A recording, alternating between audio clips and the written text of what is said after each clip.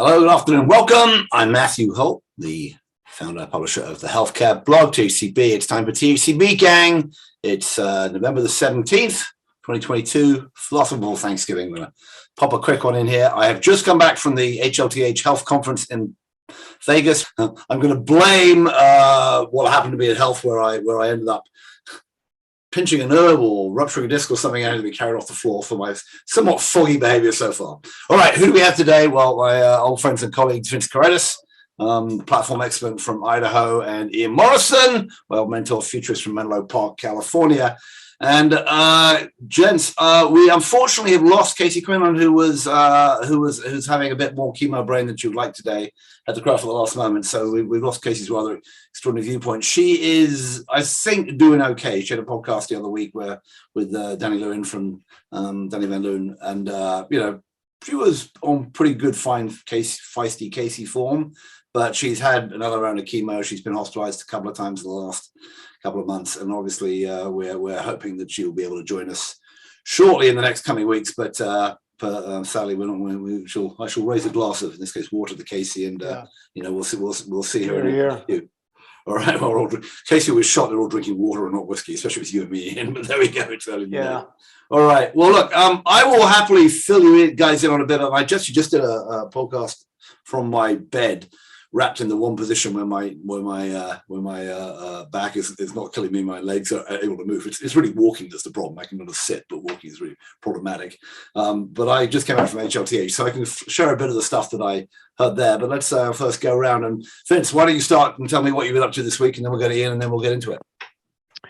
Hey, I hope you're feeling better. So do I, but it's not happening yet. And the same with you, Casey, if you're listening. So I'd like to comment a little bit about Amazon Clinic, which was announced this week. And I wrote on my blog, 8-9 months ago, about how I saw Amazon as being extremely powerful and able to leverage what are platform and development strategies, where you take your existing user base or your existing capabilities and leverage them into new marketplaces. But I got to say, I'm scratching my head over Amazon Clinic. What are they up to? So as best as I understand it, it is a service for a very, very narrow set of conditions. You want to refill a prescription, you think you got a sinus, and it's not even a telehealth service, it's a messaging service. And it's not even a real-time messaging service from my read of it on their website. You fill in the form and it says that the doctor will get back to you if they have any questions. So to me, this is like Amazon throwing darts at the wall. They've got so much power in their existing platform, but how do you build up any kind of a relationship, or how do you build any kind of loyalty with patients with an asynchronous messaging service? So I hope we can come back to this, because Amazon's done a lot, but that's my opening salvo, scratching my head over what they're doing over there. I am a little bit too, and I didn't see because I was laid out. I was lying on a beanbag, which the health folks have thoughtfully put a whole bunch of beanbags under a big moon in the middle of the show floor. I was lying there taking meetings rather than actually going to some of the sessions. But Aaron Martin and some others from Amazon were on the stage introducing this. But I have this morning gone and taken a quick look at it, and it's not even their service, right? What they're doing is they're referring you once you get clicking to California, right? You're being referred to actually Health Tap and I forget the other one. There are a couple of options, and it's much more like the Amazon Marketplace, where they are kind of hosting, but you're actually getting some Chinese company sending you crutches, whatever happens to be in my case, that is outside the Prime network or inside the Prime network. But somehow in the back end, they're probably going to give you the chance to route it back to the Amazon Prime pharmacy. But it's very much, and I haven't looked at the stock price today, it's very much going after Roe and Hims and those, it's hair pills and dick pills and, birth control and that kind of stuff. It's not really, and we should get back into it, because there's a lot of discussion. Yeah, there's a lot there. Health about who is going to do and what, and some of the, and I hosted a panel with Walmart, so that we'll definitely get back into that. Anyway, Ian, what you been up to? Well, I was in Hawaii actually for a couple of weeks, but I'm in Carmel right now. The Hawaiian healthcare system needs a makeover, clearly. I'm like an oil rig worker, 6 weeks on, 6 weeks off, so. But when I was on, I was in a bunch of places, including McAllen, Texas, which was a fun visit to. The place that no one ever heard of. Yeah, these are the one who made it famous, right? Yeah, my new best friends. So I'm going to write something up for the blog, so I might save that, Matthew, till it's all done. But I was also with Hackensack at a panel with Mark Harrison from General Catalyst. So I think maybe we talk about that deal as well. And then there's been a wee thing called an election. I listened to the gang from last week. I thought you guys did a great job of analysis, and maybe just underscore and get Vince's take too on some of the themes that came out of that. I mean, I think I certainly did breathe a sigh of relief that when we heard the Mark Kelly and Cortez Masto results, because otherwise the future of the free world would have been in Herschel Walker's capable hands. It might be. I mean, I couldn't. That would be too much. So at least we dodged that particular bullet, and then Nancy Pelosi's gone. So I mean, that's great. And I'm just, I could use a couple of weeks in Hawaii, and I got 3 days in Vegas, which nearly killed me, as we discussed. But you've been in Europe for a month. I was complaining from you. Well, no, but that was my sort of 4 weeks off. But then I have like 50 weeks on. But Ian's got a much better. In fact, I've noticed, and this is a complete aside with healthcare, that my life planning is very weak because. I was on this, the bike trip where I fell off and I broke my rib, and which probably precipitated this back pain. Yeah. Many of the folks on that were kind of my age, and most of them are going to Ian's mode. They're like retiring, 6 weeks on, 6 weeks off, having fun because their kids are all grown. And I go home and look at mine and say, "What are you doing as an 8-year-old? You're requiring me to save for your college in 10, 12 years. Something went terribly wrong in my life, but never mind. Right. All right. Aside of all that, I think the Pelosi thing is I think interesting but inevitable. I think she would probably have given it up anyway because obviously she's not getting any younger. There's this horrendous issue with her husband. I'm sure he's going to take a while. I mean, there's no way anybody attacked with a hammer and is going to be bang right as rain. He's obviously going to have need a lot of care and attention, and she's done an amazing job. And frankly. We talked about this, and Jeff was on. Jeff Gosser was on behind this. They did, amazingly a hell of a lot in terms of legislative stuff over the last 2 years. And I don't know what they'd have. It would be better had they kept the House, but I don't know quite else what they would have done because it's hard to know if there's anything major would have gone through. There'll obviously be stuff, but it's hard to imagine that the next 2 years would have been anything like as active, and it'd probably been a good time to get a new leader on board. And I was actually listening to my wife listens to Morning Joe, right? Joe Scarborough on it in the morning. The ex-Republican guy who hates them, and he was mentioning it's probably not bad politics wise for the Republican crazies to be running the House because they can't do much without the Senate, and yet there'll be 2 years in 2 years' time. Whoever, whether it's Biden or whoever, will be appointed to say, you want those people, actually in charge, and that we'll see how the politics of it works out. But what's your take, sort of broad picture on the politics? Because of course, not only we had the election, which was a victory for the Democrats, although the Republicans actually won the House anyway. But it wasn't as bad as it could have been, right? As you mentioned, Herschel Walker is no longer deciding the future of the free world. Did he see Dave Chappelle on Saturday Night Live discussing Herschel Walker? Not very complimentary. So as a black man, I could say this. Railed into him. But the other thing is that there's the Florida man makes an announcement. That was the headline, I think, or the bottom line in the New York Post, right? Florida man says something. But let's speculate a bit about what we think it's going to mean for the next couple of years in politics. You're asking which of us? Anybody can dive in. There's only three of us. Yeah, so I don't usually talk politics on interviews, but I'll make an exception in your case. I think this came out a lot better than I ever would have imagined. And the first big loser seems to be Trump himself. All the crazies that he had supported, or the election deniers. It looks like most of them went down in flames, and in particular the secretaries of state, who would have been the ones who would have had to certify elections, the ones who were election deniers, got shot down. I think unanimously. There were 6 or 7 of them. And the Democrats have held on to the Senate. So I think, we're not going to be seeing any kind of impeachment. And, I don't know that a lot's going to get done in the next 2 years, but I think it came out as well as it could. And it's a vote. To me, it was a vote affirming our democracy, because it looks like the voters actually were generally not supporting the fringe candidates that were out there, and there were a lot of them. Yeah, no, I agree with all of that. I think that's good analysis, and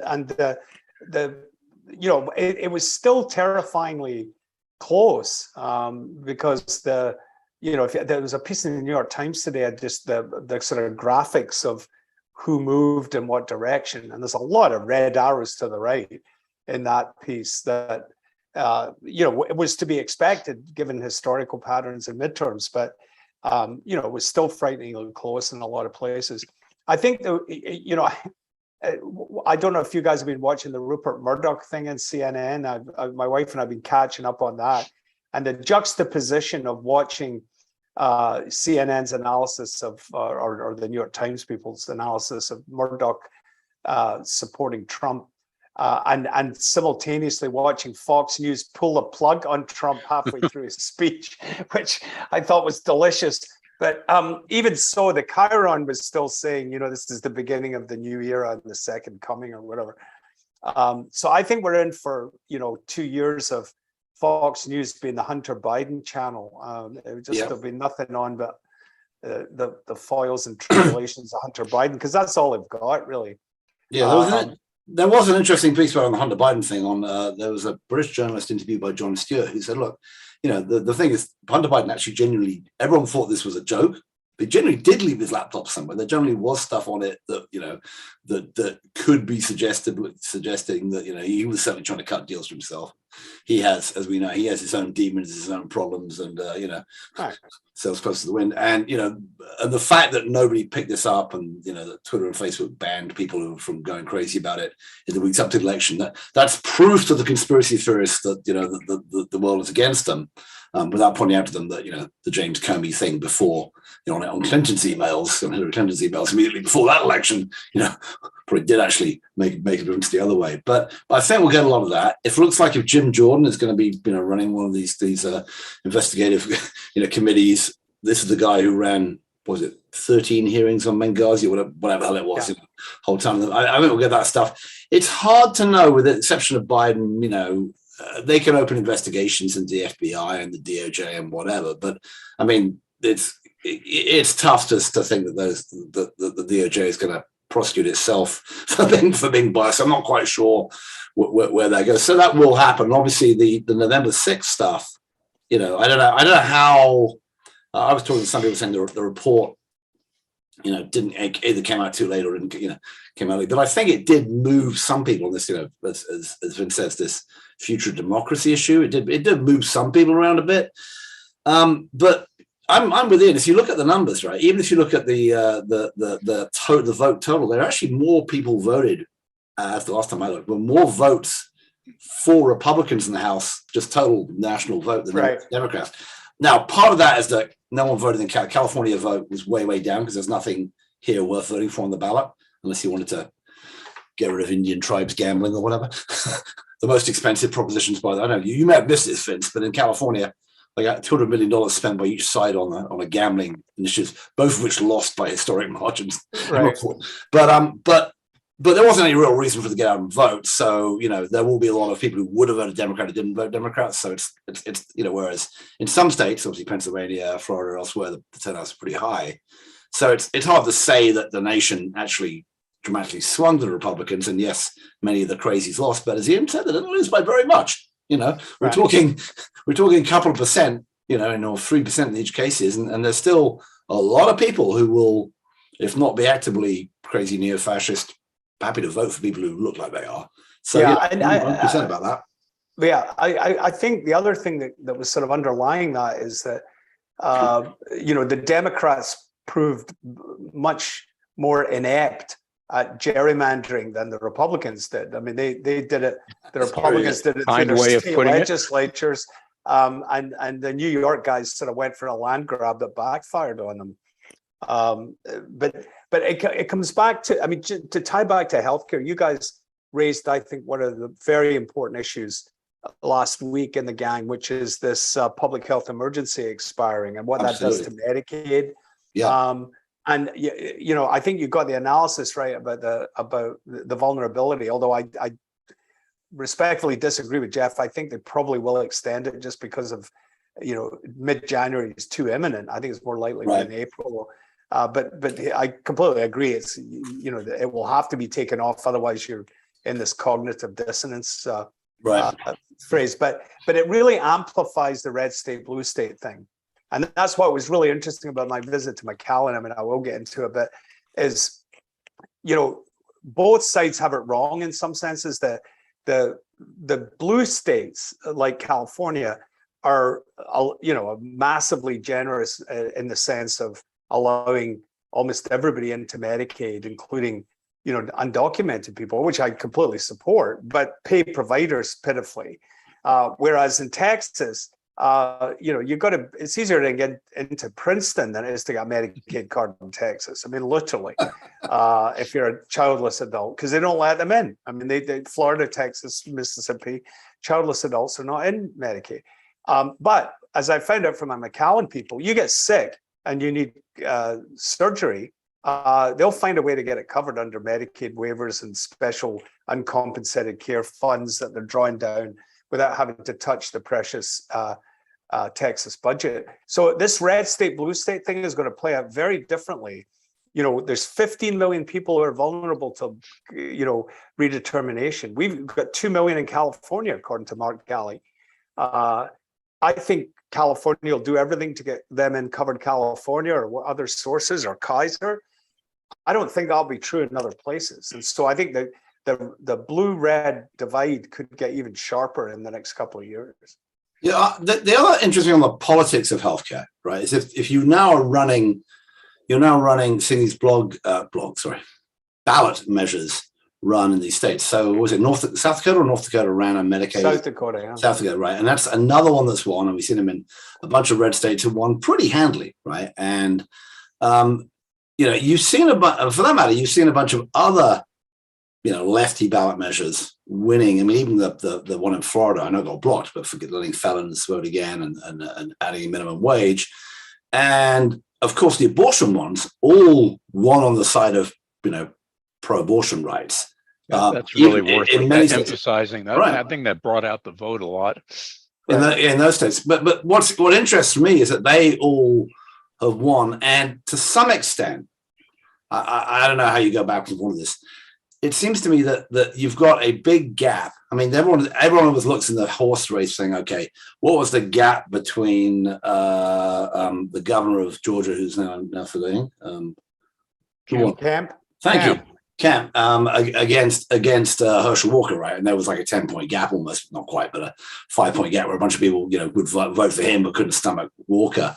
But there's also a pretty big gap between people who will vote for, liberal left-wing programs, things that are in the mainstream of the Democratic Party, and won't vote for a Democratic candidate, right? In all those places. So you see it all where in Kansas we have this.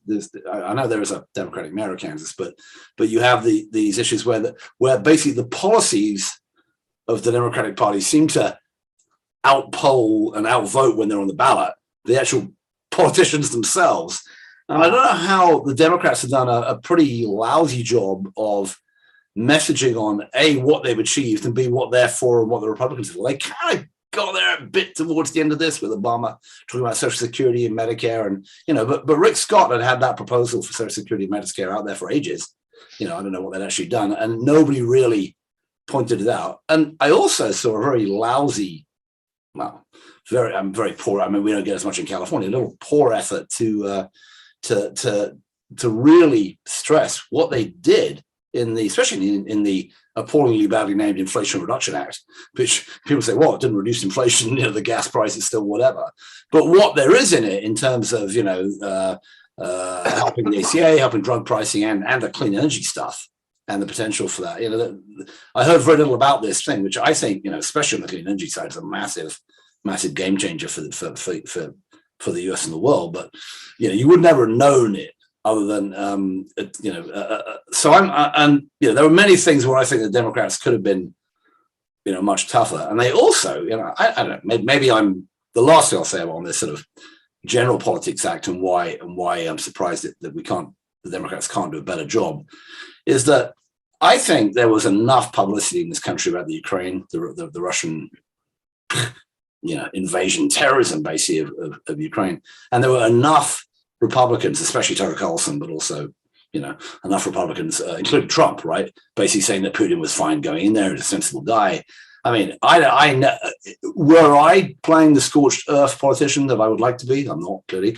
Or if I was playing the sort of the Karl Rove behind the scenes on the Democratic side, I would have had a whole bunch of ads juxtaposing those statements with people lying dead on the side of the road in Ukraine with their hands tied behind their back, shot by the Russians in the back of the head, because we all seen those pictures, bombed out buildings, the awful things the Russians are doing, and saying, who are these people's friends? I think you can kind of get to the natural decency of Americans who, they don't think about this stuff a lot, but if you put it in their face, they're not going to like it. I think that the Democrats could have been much better on message and much better hardball. And, yeah, I'll differ and just say the glass is 70% full on this one. I'm just savoring it. It could have been, of course, it could have been better. And to be fair, losing the House probably isn't that big a deal, but we'll have to see what happens in 24.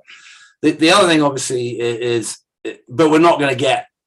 We're not going to get any substantial change. As Ian says, we may have the public health emergency ending, which at some point, which will deal with, we will be going backwards on the uninsured numbers.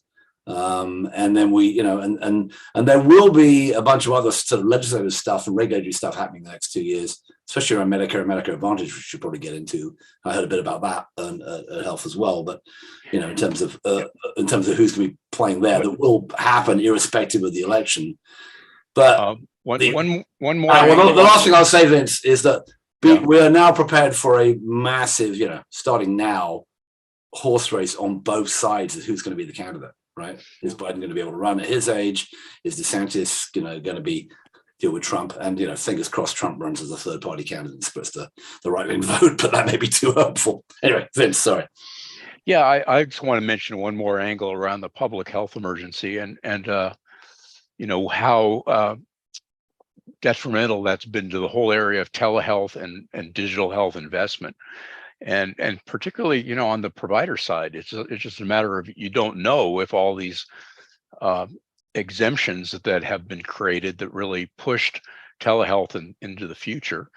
And it really, I think, puts the care provider community at a disadvantage. And, just about every survey I've seen really, particularly on the doctor side, comes down to how's the reimbursement going to be in the long run? And the best answer we've still got 2.5 years later is we don't know. Well, there's also a non-trivial thing, which is the fastest growing part of telehealth has been on the mental health psychiatric care side. And the act, one of the parts of the emergency was it suspended the Ryan Haight Act, which is the one that says to have a controlled substance, which is a lot of what's going on in that space. You have to meet people in person. And, there's been a lot of there were companies, I actually saw the CEO, the new-ish CEO of Cerebral, but there's a lot of companies who are in a lot of controversy for what has been done. But we do know that the need for psychiatric care of all kinds, including medication for, potentially controlled medication like ADHD meds, etc., definitely went up during the pandemic. I'm speaking as a father of 2 kids who both went on ADHD meds during the pandemic and are getting it via telehealth. It's going to be, extremely painful if we now have to go figure out who the hell is going to prescribe these meds, when it's not going to be one of these big online companies. Right. And I don't know, they're all prepping for this. They're all gearing up. They think it's going to go away, and they're kind of talking about other things they can do instead. And we hadn't had him on this week, but if JL Neptune was on here, he'd be ranting about, the 50 state licensing stuff and how he's not allowed to do his job. But, other things that are prescribed online that might not be able to are things like medication to combat alcoholism and opioid abuse and that kind of stuff. And again, we've had this conversation many times before, Vince, but we're, potentially sending us back in a way, backwards in a way that doesn't make a lot of sense for how we actually, how much this care is now getting delivered in a different world. So I'm pretty nervous about this as well. But we shall see how it turns out. Yeah, I mean, I'd love to hear your take, Matthew, on the greatest hits of health from the meeting, apart from your own personal discomfort. The hit I took is not, the joke is it's not like I fell down the stairs. I did meet my friend Amy Gleason, who's these days at Russell Street Ventures, which is one of the ex-Trump guy, which is the former innovation head, is blanking on his name. But Brad Smith, who was one of the Medicare innovation guys, who's now got a venture fund funded out of Tennessee, and I'd broken a rib and she'd broken 2 ribs falling down. Apparently, they have an old rickety staircase in their office, which looks very glamorous, but she went head over heels down the stairs and broke a couple of ribs. So that she had a pretty good hit a couple of weeks before, but she was wandering around. Yeah. But I think that the things that happened. So I would say a couple of things. So there was the conference itself. I mean, just to be clear, it is bloody huge. It is. If you went in the exhibit hall, you would think it was hymns, but with better disco music and cooler lighting. I mean, really, and they built 4 sets. They bought 4 sets, stage sets, around the outside of the hall, and they had a main stage set. I was on with Sachin Jain and Cheryl Pegas from Walmart, Sachin Jain from Scan, and doing a quick thing, and it's like it's like you're on a disco stage in a club, right? I mean, it was really rock and roll and stuff. And then of the sets had extraordinary, they had like one of them that I saw a VC panel on looked like a French, it was like a cartoon of a French library. Everyone was painted white and they were on big chairs like Mad Hatter's Tea Party. So they really are pushing the angle, the element of let's make this fun and, glitzy and expensive. Some people react badly to that and say this is healthcare. We shouldn't be pretending we're Hollywood. But having said that, 10,000 people showed up, right? So I used to think healthcare was pretty special. 12,000, I thought. Well, okay. Who knows the actual number?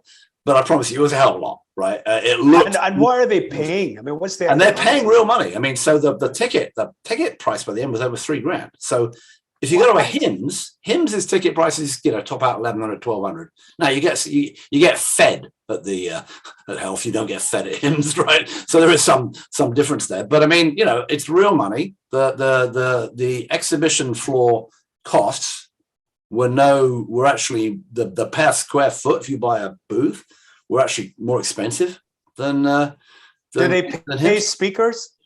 I don't know, and there's some controversy, and I was actually talking to Jonah Goldberg about this. So there's controversy about how much speakers pay to be on. So they have a lot of sessions which are the Amazon session or the Optum session where someone will get interviewed. And I think what I was doing with Sachin and Cheryl was actually the Walmart session.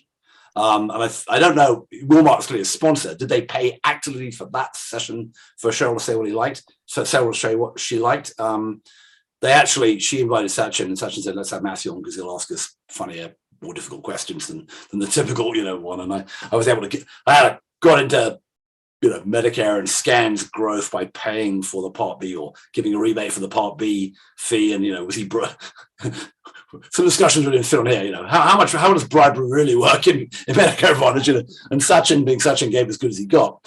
But I don't know if they don't seem to have, what I would typically think of, someone like you or Jeffy and being like the sort of big keynote speaker or whatever. They did have Lawrence Armstrong on. I don't know if he's doing this for money or he's doing it part of his rehab, his like sort of trying to rehab his reputation tour. But also it's the kind of conference where the exhibit hall is open the whole time. It's not like, most conferences like HIMSS or even might have to know back in the day where the exhibit hall is only open after the speakers. People go from the speaking auditorium to the exhibit hall and back. The stages were in the exhibit hall. They were very well done. There was like a sort of sound barrier. So you had to be in the area where the stage was to hear, and you could hear pretty well, but otherwise you're out in the buzz of the exhibit hall. And there was a ton going on in the exhibit hall, it's definitely a younger crowd. They also had a massive investor meet startup program going on, and a massive what they call hosted buyer program, where they let in people from provider organizations, plans. They let in people from rich companies who have money for free if they promise to meet 10 or 15 startups. So it's a very interesting thing, and give him his due. Jonathan, and the team there. I mean, getting that many people to pay that much money to come to a show, which probably is on the way to. It's not probably his total revenue, but it's probably getting there. Did you need a vaccine card this year?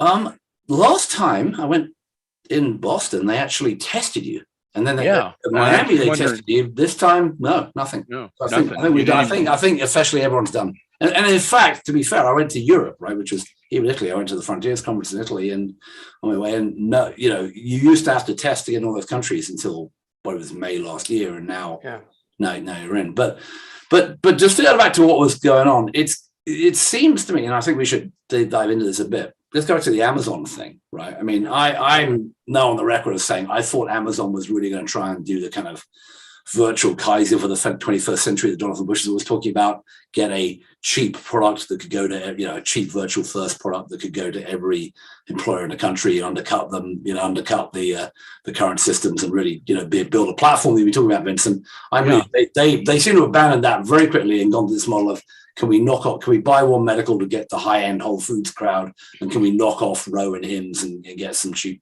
or build a marketplace where people can come and compete. People who don't have Rowan Hims' advertising scale can come and compete with them, like Health Tap or whomever. They seem to be saying, where are the quick dollars rather than can we build a really, really big and small dollars? Exactly, yeah. We talk a lot in healthcare. Different organizations talk about being the digital front door, which to me in healthcare is virtually an impossible thing to do. But if you think about what companies really have already established themselves as a digital front door, there are very few. But the irony here is it's already Amazon. I mean, when you think about buying stuff, I saw the statistic: 53% of people who are going to buy something online go to Amazon. They've got themselves a digital front door, and why are they not leveraging it? Why a messaging service when they've already established this thing with Teladoc, where if you are using Alexa, and 45 million plus people use Alexa, you say to Alexa, I want to talk to a doctor, and you will get a Teladoc doctor. So why are they now falling back to messaging? It just doesn't fit. But if you think about the internal culture of Amazon, and I talked to a couple of ex-Amazon people over the last couple of weeks, including one of the show, it's a tough place to be, and they have a very competitive internal culture. And one of the things that they do is they let a bunch of products go, and the ones that win, right? And it seems to me that in healthcare, you can do this thing where you say the Alexa team can do one thing, and this new product team doing the clinic can do another thing, and whoever's doing MA can buy One Medical and do whatever, and then pharmacy can do its thing. And they haven't really, what I think those of us who probably over optimistically thought that, well, in the 21st century, this is going to be the second coming of Kaiser Permanente, where everything gets wrapped around the way it should be, but in a 21st century delivery, model. That's a wonderful metaphor. Well, that was kind of hoping that will perhaps just not being realistic enough that they decide it's not worth the level of investment required to do that. But the joke is they started doing it, right? They'd built Amazon Cares, they'd gone it to their own employees, they just got Hilton, they got a bunch of others, and then they pulled the plug. So I said this to Cheryl Pigas and got her a bit grumpy, both on stage, and she was quite grumpy backstage in a very charming way. But I said, look, it's great that Walmart says it's going to come and do healthcare for rural America and do value-based care, and you're going to make community health workers, all this fantastic stuff you're doing. But I had your predecessor on stage at Health 2.0 5 years ago, and he was telling me about how they were going to do this fantastic cash payments network of cheap. And before that, they'd done a thing where they were working with retail clinics in conjunction with other systems. And, so there are 3 strategy changes from Walmart in the last 9 years that I can count, and they haven't really made a big. Now you can argue CVS and Walgreens with what they've done. We haven't actually mentioned Walgreens, not only with Village MD, but the big purchase of Summit Medical Group in New Jersey and City MD. Well, Summit City MD for a lot of money, by the way, $8 billion. You haven't mentioned that, but you can argue that Amazon is flailing around. We've all talked about Google flailing around forever. Walmart, maybe this time is the charm. They're really going to do this. She's going to open. Cheryl's going to open. I asked her. I said, "You got like 15 centers now?" And she said, "There will be hundreds." I said, "Give me a number." She said, "Hundreds." And Sachin said the reason, which was kind of disingenuous, not disingenuous, but it was defending Cheryl. He said the reason Walmart hadn't done it properly before was that Cheryl wasn't there. But I said, "Cheryl, you're not here because you're Cheryl. You're here because you're representing Walmart." And it was. I'm a bit worrying. The outside is going to come there. And the last thing I'll say, Vince, is the real outsider who was on after us, talking about spending a lot and doing M&A, was of course the head of Optum. Right.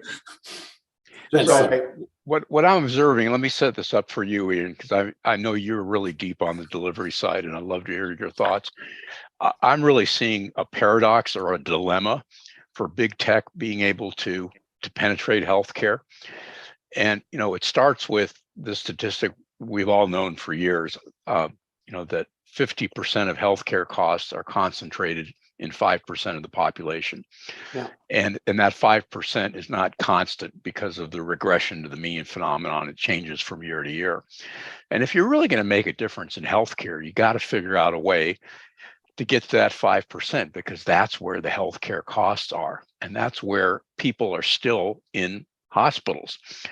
So let's say Amazon were to do what you're suggesting of becoming the virtual Kaiser online, then the dilemma that I see for them is that really precludes them, or it makes them much more of a competitor to the local healthcare delivery system. And what I'm seeing is that these companies are having really difficulties penetrating into the mainstream of medicine. Another example is Amazon spent $4 billion buying One Medical, and there's 800,000 patients. So they do get some connection with patients, but these tend to be younger and affluent patients. And so they get a connection with 800,000 patients, but that leaves them roughly 329 million other Americans who aren't part of One Medical that they still got to figure out a way to get to. Love to hear your thoughts on how the delivery systems, Ian, are kind of looking at this. Yeah, no, I think you're absolutely right. A few gangs ago, maybe a couple of years ago, I've been using these 4 scenarios of disruption. One being kind of damaging disruption, where Amazon picks off some easy stuff, but it doesn't actually do anything with it beyond, kind of what they've announced today. I mean, and Vince's insight about platforms is absolutely right. The question is, what are you going to do with the platform? And who's got a platform that's more robust? So the second scenario was, providers disrupt themselves. And that's where I think there's a lot of action. We should talk about this General Catalyst 15 system deal, because I know a little bit about it. I haven't spent some time with Mark Harrison and Hackensack in the last month. The third scenario is what I think HIMSS and Row is, which is Pimp My Ride.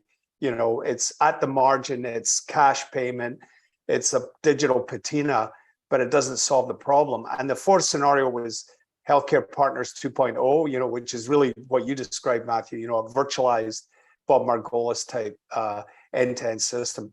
But Vince nailed it. I mean, the real problem is people get sick. And once you get sick, and, I'm in the middle of some medical adventures right now too. I mean, the virtual world has nothing apart from a check-in with your dog, which I did this morning. But if you need CAT scans and dog scans and scoping and groping, you're in the conventional system. And that's where the money is, as Vince said. I don't think any of these guys have really figured it out. The people who have figured it out is Optum, because they've said, I can take the lightly ill, the lightly surgically necessary. I'll buy surgery centers and I'll push to those surgery centers. that which doesn't have to be in an academic medical center. And then they'll use their clout up the food chain to get reasonable deals with the AMCs. And I think that's why they're, to me, unassailable in this. I mean, if you look at the earnings, I haven't seen the latest United earnings, but Kaiser, everyone's saying you got to be a pay fighter, but you got to do it the right way. Kaiser lost 1.5 billion in the last quarter. Cigna made 2.76 billion in the last quarter, and CVS is in the pokey because of their opioid settlement and the sale of their loss of the Centene PBM. But my point is, if you go back to those four scenarios, Vince's insight about platforms is right, but the winning platform, it looks to me right now, is United Healthcare. Yeah, I agree. So immediately after my session, Bertha Coombs talked to Wyatt Decker, who's the head of Optum Care, and he reiterated, and they've been very blunt about this. They're pulling $5 billion a quarter in earnings out of and they're spending half of it, they're giving back to their shareholders, and half of it they're spending on new stuff to keep building. They've been buying medical groups all over the place, right, and surgery centers, and right. And they bought. Some people are saying that they're buying a change is going to give them a good look at I don't know if data-wise it will or won't give them a good look at better risks for their insurance business, and suggesting there might be antitrust stuff. But they're clearly heading there, and nobody, and maybe they could, but nobody is really doing, the Bob Margolis Healthcare Partners 2.0 thing, which is when Ian got me into business here, told me about what was happening in the Southern California medical groups who were taking capitation risk. Probably 30 years ago now, right? Yeah, exactly. This, everyone's talking about this, but again, there's not a lot of that happening. And if you want to do that at scale, then you, by definition, are taking on the local healthcare systems, right? Because the only way to make money there is to pull out extra days and do other stuff.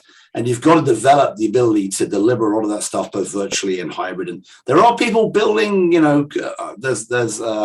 there's a guy called Danish, what's his last name, who's building a thing called Resilient Health, which is going to be like it's like a center where it's all telehealth. You can go physically in, and they'll poke and prod you with equipment, and the doctors are on screens. There's a similar kind of concept, which is the hospital home. I spoke to the folks from Medically Home who are doing sophisticated stuff in the home. Value maybe 10-20% of people who admitted to the hospital could be there instead. So I think you can see a lot of potential around the corner, but to do that. But you're not seeing a lot of people saying we're going to come and take on the current system doing that. In fact, most of these people, Medically Home, a good example, kind of started down that principle. We'll go sell to capitated medical groups and we'll get them pulled all this out of hospitals. But they actually, during the pandemic, what they ended up doing was going to big hospital systems who needed to get people out of the hospital because they had COVID, and saying we can set up remote monitoring at home. Right. And there's a lot of that going on. Yeah, no, I mean, I was at Hackensack's board meeting when it was announced, and we gave a little talk, and I was on a panel with Mark Harrison, because they were Hackensack were announcing, this public information now, the partnership with General Catalyst, and they also had a partnership with the Medically Home guy. I mean, gave a very brilliant talk about their model. And the way I reconcile this for these guys now is they frame it in the Clayton Christensen parlance of we're trying to disrupt ourselves. But really, when you think about it, you can still be a fee-for-service player and you're full, right? If you do Medically Home, you release some more capacity to be able to put through even more cardiovascular procedures, right? So, I mean, that's really what's going on. These guys, I think, we're revenue maximizing. We're still revenue maximizing using disruptive technology to release capacity on the inpatient side. I think, because I don't believe we're going from volume to value. I believe we're going from volume to volume. And you've got an aging, sick population that needs more and more stuff. And that's why this General Catalyst deal, I think, is very interesting to watch. It's another version, it's another flavor of a platform that Vince pointed to, but it's actually the incumbents who are turbocharging their operating systems with innovation. So I was just interested, and I'll kind of give you a second, Vince, but the best conversation I had at Health was with Manisha Gulati, who is the COO, I think CEO ex McKinsey, ex Clarify, of Commure, right? Commure is the General Catalyst company that's building, quote unquote, the new operating system inside systems. And there may have been a drink or two involved in my case. I don't know. I won't speak from the issue. She gave a very strong explanation of what they were doing. And what they're basically doing is building new technologies, both on the data, but also on applications. So they had a big one on employee safety, that they bought an employee safety thing, so a nurse can hit a button or hit their patch, or it can pick up that there's something going on, they get security. And so a little thing like that. We can imagine a lot of things like that hung off a big central intelligence OS going on inside the system. And and she said this is going to change, make healthcare revolutionize, make more efficient. We're going to do this. And I said a couple things. One is, I think Epic has, most of this already. You're going to have a big fight if you really try to take too much of your operating system away from them. That's the question of what does the richest IT company in healthcare do?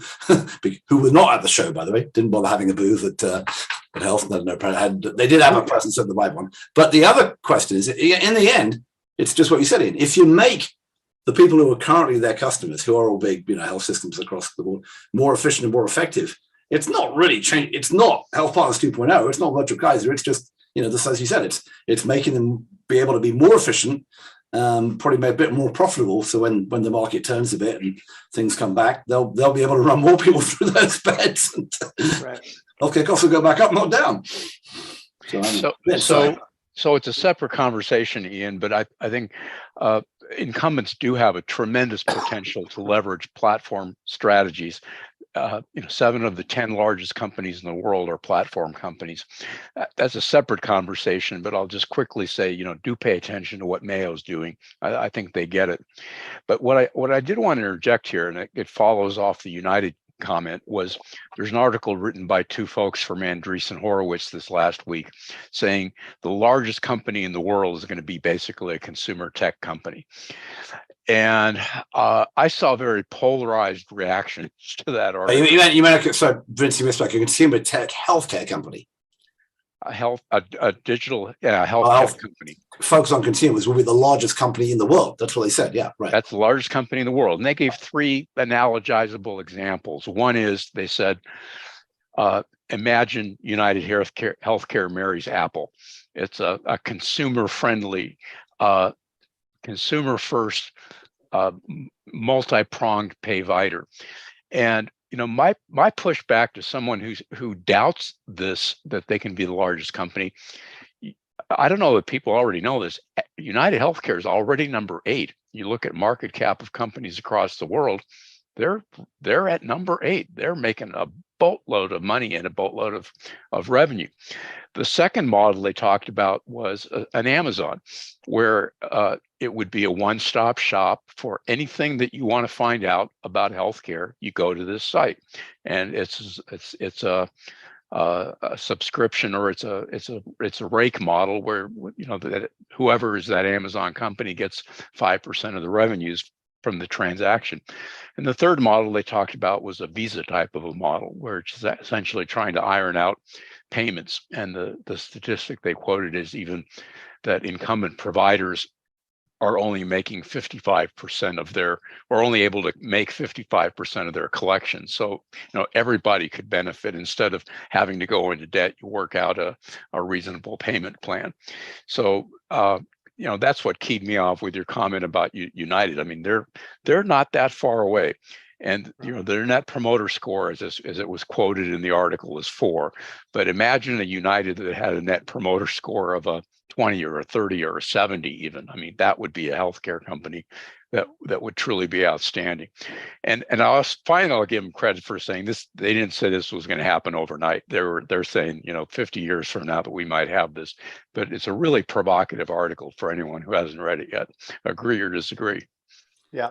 No, I the reason I'm smirking, I reminded me, my good friend Joe Swedish, who ran Anthem, had me play Master of Ceremonies to his first couple of management town hall meetings, and he was trying to push, being more consumer friendly. And I told him I was going to tell this was his big strategic push, and he made a big difference. But at the time, I was still in partnership with the Harris poll, Matthew, that you were And I pointed out to Joe that Anthem's net promoter score was below Al Qaeda at that time.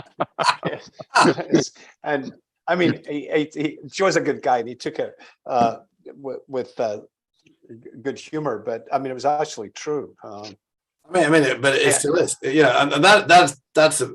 And by the way, there's also a bunch of other things going on, right? There's the underlying thing we all talked about, which you brought up again. You've got to really, the stuff all happens on sick people. We all don't want to be one of those people, but the money gets spent on people who have, on a smaller of people who have high healthcare costs, and that's really where the system currently makes its money, and has done more and more and more. If you look at things like specialty drugs, et cetera, et cetera. And then the other, conflicting issue, which we don't tend to think that has gone out of my head. Somebody has to tell me what the other conflicting issue. I was going to have a brilliant thought, and it's gone away. Hang on. Well, somebody mentioned something that'll come back. Well, you were going to go down earlier, and I'd love to hear what you heard about Medicare Advantage, because I think that's the other story that relates to this, is that the Medicare Advantage thing has been the closest to a consumer deal, but it's been basically they're selling something that's free, right? You get other stuff for nothing, and that's fine and dandy as long as you're not sick or you want to go everywhere. And I think there's a big shakeout happening. We're already seeing a consolidation. A lot of these wannabe guys are pulling out the Brights, the Clovers, the Oscars, backing off of this stuff. And I'd be very curious where the mood of the room was at Health about all of that. I was in one session where they had Mara Schlosser, CEO of Oscar, on, and they were like asking about, it got into a weird discussion on when to know when to pivot or something, but no one came and said, okay, are you guys going to still be alive in this? And it seems to be none of them are, right? None of the ones who the disruptors trying to sort of take the incumbents out have failed miserably. The only guy who figured it out at all is Sachin Jain from the old world, small regional plan, who figured out that you can use some of the money you get given to bribe people to move them around. And I think you could argue Sachin at Scan with his clinics on the ground dealing with the homeless, and really doing some little innovative things in a small relatively 200,000 nonprofit plan is doing great stuff. But a lot of this other stuff, as I said, hasn't happened.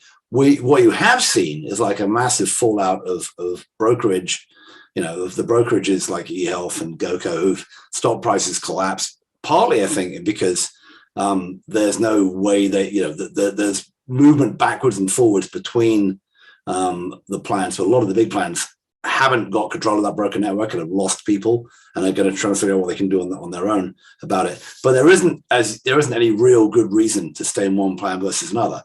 If you look at the American community health plans, they are a group, CC Connolly, they're complaining like hell because there are brokers unenrolled, coming after vulnerable people, unenrolling them from the plan they've been in for 20 years. And then they show up at the doctor and they're not covered because their plans changed. And the poor senior didn't even know, right? There's a lot of scummy stuff going on in that world. And then there's, that's going to get to regulatory oversight. As will this issue about, which is, I didn't hear come up at Health, but there's definitely come up about pre-existing conditions, utilization, not letting you get to stuff under Medicare Advantage. That's clearly a lot of people didn't realize when they signed up, were told how great it was going to be, that they weren't allowed to have the stuff they already had. And, when you get into sick people who are on particular medications, there's a whole bunch of people online having a go at CBS and others and their PBMs for stopping to get the medications they already had and forcing the change. And there's a lot of that sort of mother may I discontent going on. If that comes more and more into Medicare Advantage, you're going to hear more about that. Plus, the star ratings all got knocked down. I'm not quite sure how that happened, but that's going to be less money coming in. I think Cigna said that they're going to have a materially lower revenue from Medicare Advantage. Is it Cigna or Aetna? One of the two. No, it's Aetna. At 3 point, they dropped down. Unless you're 4-star, forget about it, because at 4-star you got hunting license all year, and a lot of goodies. And you fall below that, you're in. I mean, that's why the Brights and the Clovers never made any sense to me, because they were your bad plans at a disadvantage to the big guys. How's that going to work? And their medical loss ratio was 120%. That's also an issue. Yeah, I got a how you different lose money take in on that business. I got a different take on the Brights and the Clovers and the Oscars. To me, they're less of a failure of Medicare Advantage and more an indication of the payer tech company pretty much being caught up by the incumbents. Almost all the health plans are offering telehealth and virtual care and virtual first, and those companies just don't look that different anymore. Right. No, I think that's well said. Yeah. And it's, if it's easy to start, it's easy to replicate, right? Yeah. There's no real barrier. There's no moat there. Yeah. And look, you're saying even in the health tech sector, you're seeing these sort of fast forward. So let me ask you guys a question. I see what you're saying, and I'll capsulize it by basically, paraphrasing and saying current Medicare Advantage is much more bells and whistles to attract healthy people. But you mentioned in an offhand way, Sachin Jain, who's got what I see as a pretty substantive model where they're really investing in, controlling chronic disease and keeping people who don't need to be in the hospital. Is there an opportunity for that to become a more prevalent Medicare Advantage model? Yeah, I mean, I'm a big fan of Sachin. I think the SCAN and some of these special needs plans are actually doing a terrific job. I mean, but our friend George Halverson, you probably get his 60-page.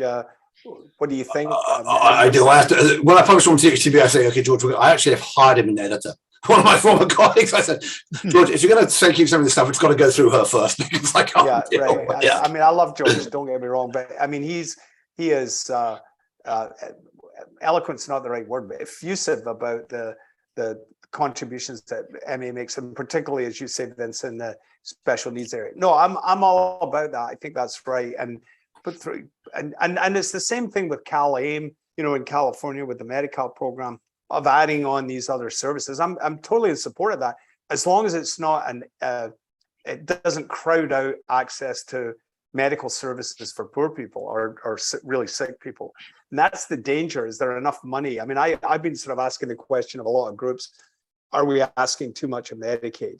Are we putting too much on the Medicaid chassis to be able to support what needs to be done for vulnerable groups? And part of that is how much we pay for Medicaid, right? Because as we've had some state people in California, we don't pay a lot. New York, where they pay a bit more. I was talking to somebody from City Block, and they have what Sherrod Biggins is talking about doing for Walmart, but they're doing it, right? They literally. I said so. The person I was talking to, she was in charge of outreach for City Block, right, which is the Medicaid group in New York, and I think they have stuff in North Carolina and some other states as well.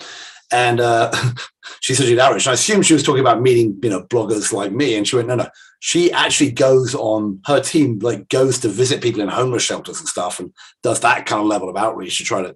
And I think there is some venture capital backed real innovation that improves life for those people. That's very similar to what Sachin's doing at SCAN, right? He's got clinics now for the home, a bus or a mobile clinic, for the homeless. And it really probably is. There is some great stuff happening there to improve life. And as George says, when he's making his key points, he hammers away at the points. But you're seeing that the rate of things like foot amputation in Medicare Advantage is way below it is in fee-for-service Medicare. But as I said to Sachin, we've had fee-for-service Medicare. The Dartmouth group has been telling us 45, 50 years now that utilization is all over the map and quality is terrible and it's very expensive. Shouldn't Medicare Advantage be able to beat it on quality and cost easily and still make a profit? Yeah. Right. And the fact that the jury is very out as to whether that's happening, whether they're just bumping up the risk, the risk adjustment scores and making money that way is a bit sad that we haven't really figured out a better model. And that we go back and forth. I mean, the ACOs aren't doing that great either. And yes, it's tough because you have to deal with the sick and they cost money and all the stuff we talked about today. But I still think that's the bit that's going to be interesting to look at over the next couple of years. And that flows down back to the health stuff, to all the digital health. That flows through because so many of those little companies are saying, we're going to fix, care for XYZ condition, or we have some data analysis thing that fixes this, that, or the other, and helps people get healthier, better, stronger, longer.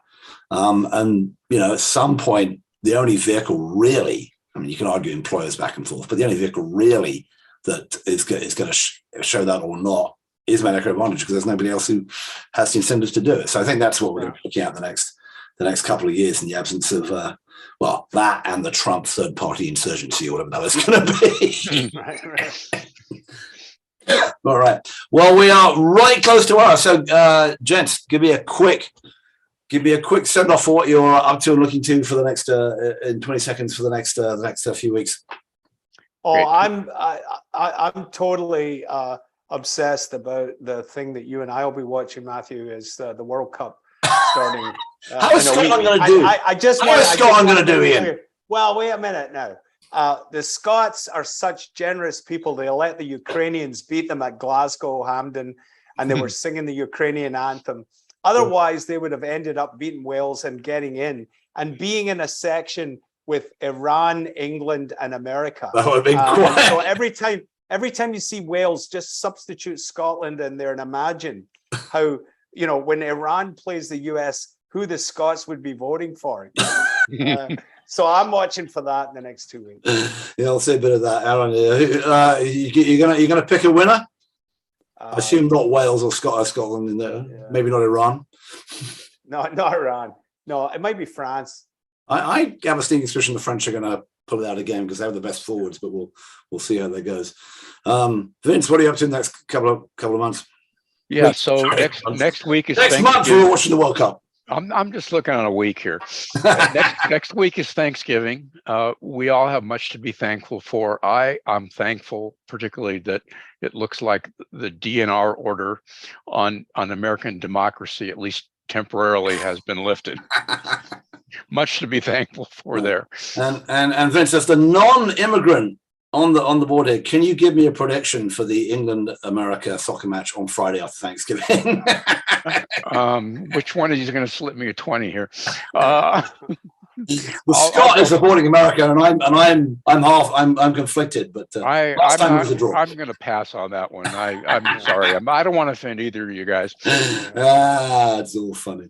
Well, and happy Thanksgiving to you guys, and to Casey if she's listening. So yeah, absolutely, and all right. So you have been listening and watching to the THCB Gang, the November the 17th episode. I'm Matthew Holt, founder and publisher of the THCB app, Bolty on the Twitters from Northern California, from my, hopefully not my deathbed, my sickbed. I'll be trying to hopefully be walking by Thanksgiving. We'll see what the hell happens. You've been, my guests have been Ian Morrison from Menlo Park, California, Vince Kuraitis from the wilds of Idaho. We won't be back next week because it is the aforementioned Thanksgiving, but the week after I'll be back with another THCB Gang. Looking forward to seeing you all there. Thanks to my guests, and thanks to you all for watching or listening on the podcast later. Bye for now.